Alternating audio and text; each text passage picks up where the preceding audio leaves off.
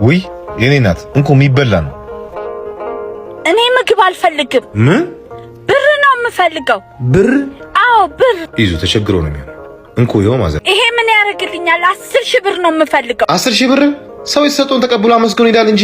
አመስግኜህ እንደሄድ የጠየቅኩህን ስጠኝ። እንዴ ማዘር ምን አይነት ባህሪ ነው? እሱ እኮ ያለውን ነው የሰጡት። የኔ ልጅ እየለመንኩ አይደለም፣ የሚገባኝን ነው እየጠየቅኩ ያለሁት። የሚገባኝን?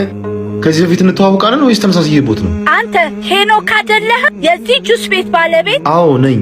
ስለዚህ የሰራሁበትን ደሞዜን የላቤን ስጠኝ። የምን ደሞዝ ነው? 2 ወር ያጸዳሁበትን ክፈለኝ። ደሞዝ በየወሩ አይደል እንዴ የምንከፍለው? አለቃ ስልክ እየፈለገ ነው። ስማ አንተ ሳትከፍል ያስቀረው ደሞዝ አለ እንዴ? አረ ምንም የለም ቦስ፣ ለሁሉም ከፍለናል። ታዲያ እሳቸው ለምን ያልተከፈለው? ብዙ ጊዜ እሱ የለም እያልክ አመላለስከኝ። እኔ እኮ የዕለቴን ነው የምኖረው። አላሳዝንህም? በዚህ ዕድሜ ስታመላልሰኝ። የሚሉት እውነት ነው። ድንገተኛ ችግር አጋጥሞኝ የእሳቸውን ብር ተጠቀምኩት። አንተ የእሳቸውን ብር ለራስ ችግር መላቀቂያ ተጠቀምክበት። እሳቸውስ እንዴት ከዳ ላይ ነጥቀል ለራስ ጥቅም ተዋሏል? አሁን ቢሮ ሄድ፣ በኋላ እናገራለን።